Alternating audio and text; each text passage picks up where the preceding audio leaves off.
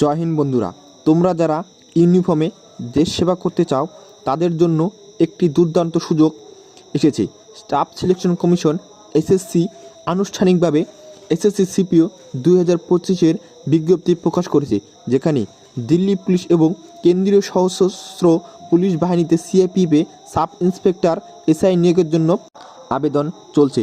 চলো তাহলে বিস্তারিত জেনে নেওয়া যাক এই ভিডিওর মাধ্যমে। তো প্রথমে বলা হয়েছে পোস্ট নেম। এখানে কিন্তু তোমাদের sub inspector executive in Delhi police এবং সাব ইন্সপেক্টর জেনারেল ডিউটি সিএপিএফে কিন্তু তোমাদের নিয়োগ করা হবে। এখানে টোটাল ভ্যাকান্সি আছে 3073 প্লাস। এখানে স্যালারি কিন্তু তোমরা পেয়ে যাবে লেভেল 6-এর 35,400 টাকা থেকে 1,12,400 টাকা পার মান্থ। জব লোকেশন কিন্তু তোমাদের অল ওভার ইন্ডিয়ার যে কোনো জায়গা থেকে তোমরা কিন্তু অ্যাপ্লাই করতে পারবে এবং অ্যাপ্লিকেশন স্টার্ট 26শে সেপ্টেম্বর 2025 তারিখ থেকে। অ্যাপ্লিকেশনের লাস্ট ডেট কিন্তু 16ই অক্টোবর 2025 পর্যন্ত। তোমাদের কিন্তু টেন্টেটিভ ভ্যাকান্সি দিল্লি পুলিশের এসআইয়ের ক্ষেত্রে পুরুষদের ক্ষেত্রে কিন্তু 142টি ভ্যাকান্সি এবং মহিলাদের ক্ষেত্রে কিন্তু 70টি ভ্যাকান্সি আছে। এবং SI GD in CAPF central arm police ফোর্সে কিন্তু মহিলা এবং পুরুষদের ক্ষেত্রে 2861টি পোস্টে কিন্তু তোমাদের নিয়োগ করা হবে। তারপরে বলা আছে এলিজিবিলিটি ক্রাইটেরিয়া, এডুকেশনাল কোয়ালিফিকেশান। তুমি যদি সাব ইন্সপেক্টরের ক্ষেত্রে যে কোনো কলেজ থেকে বা ইউনিভার্সিটি থেকে ব্যাচেলার ডিগ্রি পাশ করে থাকো বা যে কোনো বোর্ড থেকে পাশ করে থাকো ব্যাচেলার ডিগ্রি, তাহলে কিন্তু তুমি এই ফর্মটির জন্য আবেদন করতে পারবে। Special recruitment for SI in Delhi police male. যদি তুমি দিল্লি পুলিশের সাব ইন্সপেক্টরের পুরুষের জন্য অ্যাপ্লাই করতে চাও তাহলে কিন্তু তোমাকে driving licence for LMB motorcycle and car, তোমাকে মোটরসাইকেল এবং গাড়ির ড্রাইভিং লাইসেন্স থাকতে লাগবে এবং সেটি কিন্তু ফিজিক্যালের ডেটের আগে হতে লাগবে। এবং তোমাদের যদি নর্মাল লাইসেন্স থাকে বা না থাকে তাও কিন্তু তোমরা সিএপিএফের জন্য অ্যাপ্লাই করতে পারবে। এক্ষেত্রে কিন্তু তোমাদের সিএপিএফের ক্ষেত্রে কিন্তু ড্রাইভিং লাইসেন্স কিন্তু লাগছে না। তারপরে বলা আছে এজ লিমিট, বয়স। মিনিমাম তোমার বয়স হতে হবে 20 বছর এবং ম্যাক্সিমাম বয়স হতে হবে 25 বছর। এখানে কিন্তু তুমি যদি আগস্টের 2 তারিখ এবং 2000 সালের আগে হয়ে থাকো তাহলে কিন্তু তুমি অ্যাপ্লাই করতে পারবে না এবং 1 আগস্ট 2005-এর মাঝখানে হতে লাগবে। যদি হয় তাহলে কিন্তু তুমি অ্যাপ্লাই করতে পারবে। এজ রেজিস্ট্রেশন, কে বয়সে ছাড় পাবে। SC STদের জন্য কিন্তু 5 বছরের ছাড়, ওবিসির ক্ষেত্রে কিন্তু 3 বছরের ছাড় এবং এক্স সার্ভিসম্যান ESM এর ক্ষেত্রে কিন্তু 3 বছরের ছাড় দেওয়া আছে এবং তোমাকে কিন্তু মিলিটারি সার্ভিস দিতে লাগবে। এবং উইন্ডো ডিভোর্স মহিলাদের ক্ষেত্রে, জেনারেলদের ক্ষেত্রে কিন্তু 35 বছরের পর্যন্ত এবং উইন্ডোজ ডিভোর্স ওমেন SC STদের ক্ষেত্রে কিন্তু 40 বছরের বয়স সীমা থাকছে। তারপরে বলা আছে স্যালারির সাথে সাথে তোমরা কি বেনিফিট পাবে। তুমি যদি সিপিএতে ভর্তি হচ্ছ একটি আকর্ষণীয় প্যাকেজের সাথে কিন্তু তোমরা একটি স্যালারি পেয়ে যাবে। এখানে কিন্তু সাব ইন্সপেক্টর দিল্লির ক্ষেত্রে থেকে কিন্তু তোমরা 6 লেভেলের পে আউট পেয়ে যাবে এবং সেন্ট্রালের 7-এর পে কমিশন পেয়ে যাবে এবং এখানে কিন্তু তোমাদের স্যালারি 35,400 টাকা থেকে 1,12,400 টাকা পর্যন্ত তোমরা পেয়ে যাবে ইন হ্যান্ড।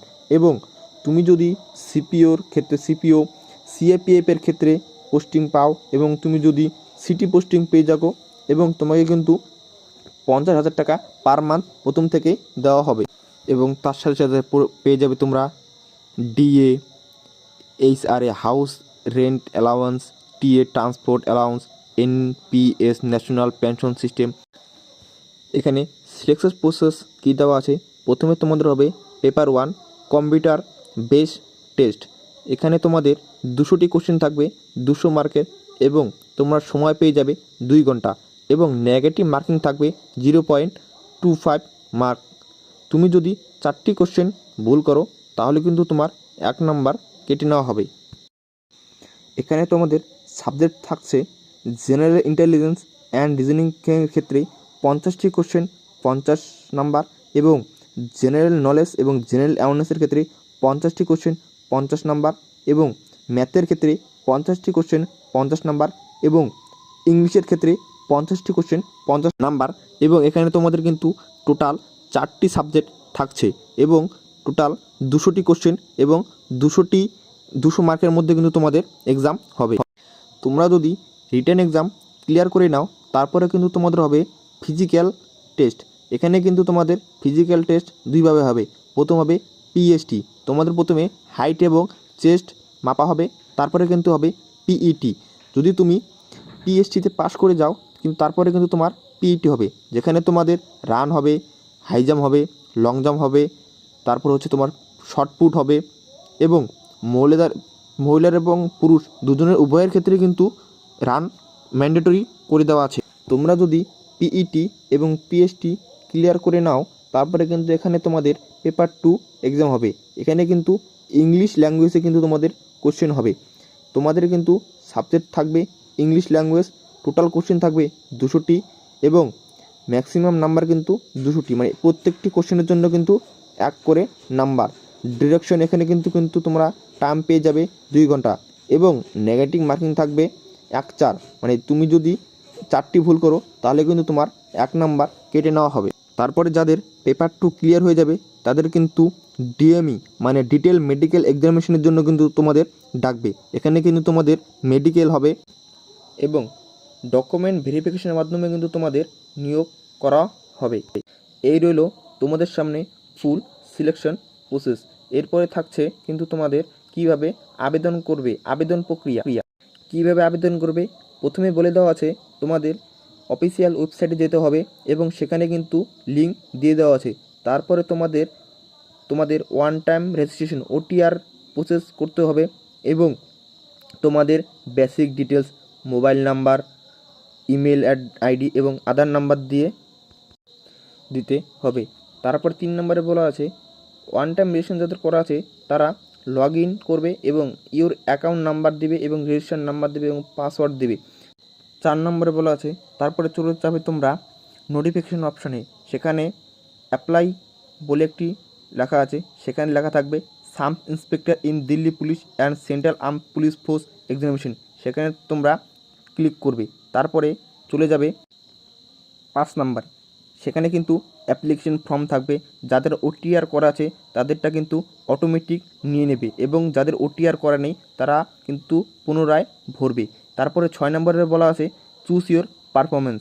তোমরা চুজ করবে কোথায় কোথায় তোমাদের এক্সাম সেন্টার দিবে।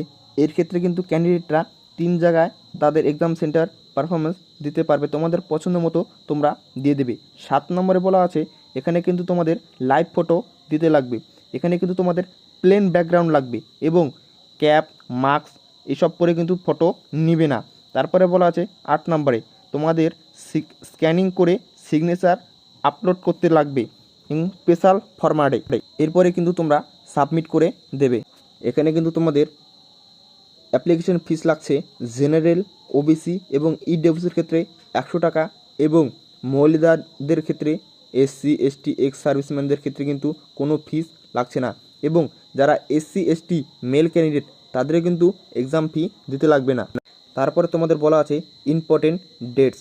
অনলাইন অ্যাপ্লিকেশন স্টার্ট কিন্তু তোমাদের 26শে সেপ্টেম্বর থেকে শুরু হয়ে গেছে এবং লাস্ট ডেট কিন্তু তোমাদের 16ই অক্টোবর 2025 23 আওয়ার্স পর্যন্ত এবং লাস্ট ডেট ফিস জমা করা কিন্তু 17ই অক্টোবর এবং তোমাদের অ্যাপ্লিকেশন কারেকশন করার ডেট দেওয়া আছে 24 অক্টোবর থেকে 26 অক্টোবর পর্যন্ত এবং তোমাদের এক্সাম কিন্তু নভেম্বর ডিসেম্বরের মধ্যে করিয়ে দেওয়া হবে। এই রইল তোমাদের সামনে ফুল ভিডিও। যদি ভালো লেগে থাকে অবশ্যই লাইক, শেয়ার এবং সাবস্ক্রাইব করতে